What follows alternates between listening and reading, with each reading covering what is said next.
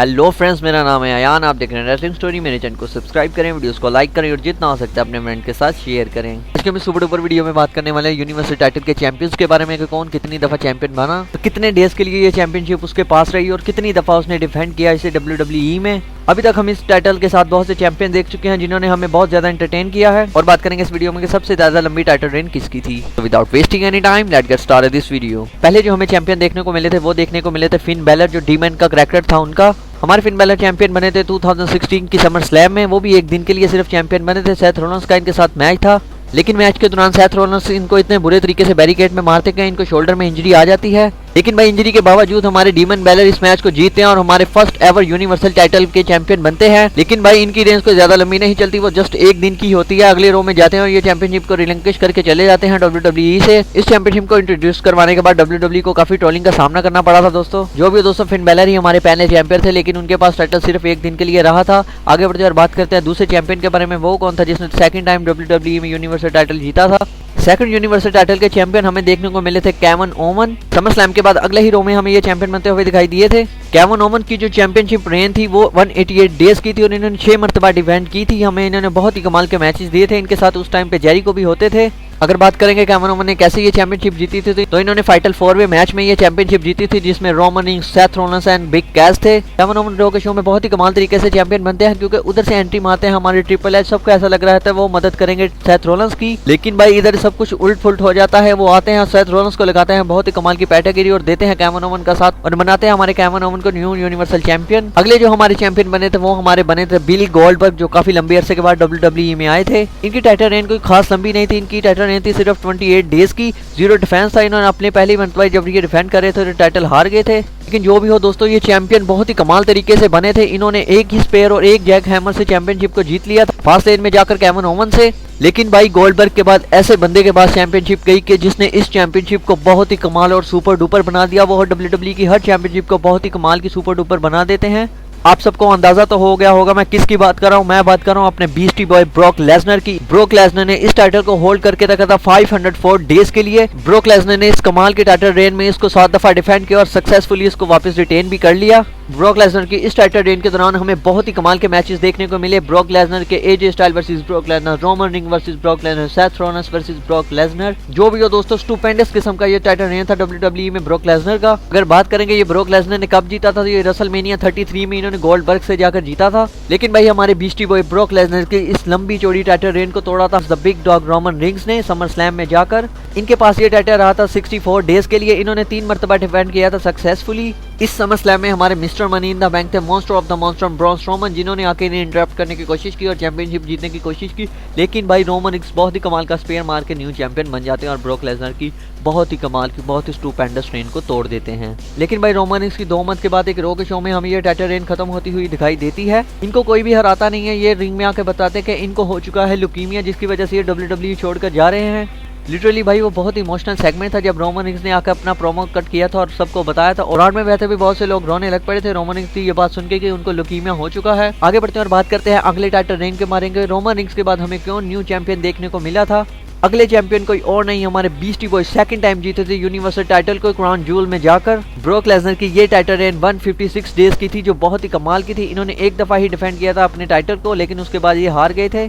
ये चैंपियनशिप इन्होंने crown joule में जीती थी monster of the monster Braun Strowman से। ब्रॉक लेसनर ने हमें इस सेकंड रेन के दौरान बहुत ही ज्यादा एंटरटेन किया। बहुत ही कमाल के मैचेस देखने को मिले यूनिवर्सल टाइटल के लिए ब्रॉक लेसनर के। लेकिन भाई अब क्वेश्चन ये था कि रोमन रिंग्स तो अब WWE से जा चुके थे, वही थे जो ब्रॉक लेसनर को काफी दफा हरा चुके थे टाइटल के लिए। रोमन रिंग्स ने ही पहले भी ब्रॉक लेसनर को हराया था यूनिवर्सल टाइटल की। लेकिन भाई रेसलमेनिया 35 में हमें न्यू चैंपियन देखने को मिलता है। आगे बढ़ते हैं और बात करते हैं इसी न्यू चैंपियन के बारे में। ये न्यू चैंपियन कोई और नहीं, हमारे आर्किटेक्ट सेथ रोलिंस थे। सेथ रोलिंस की ये टाइटल रेन थी 98 डेज की, जो बहुत ही कमाल की थी। इन्होंने सबसे ज्यादा मरतबा इस टाइटल को डिफेंड किया था, 18 मरतबा। WWE में ये बहुत ही कमाल की चीज है कि इतने कम टाइम में इतनी ज्यादा मरतबा टाइटल को डिफेंड करना और सक्सेसफुली रिटेन भी कर लेना।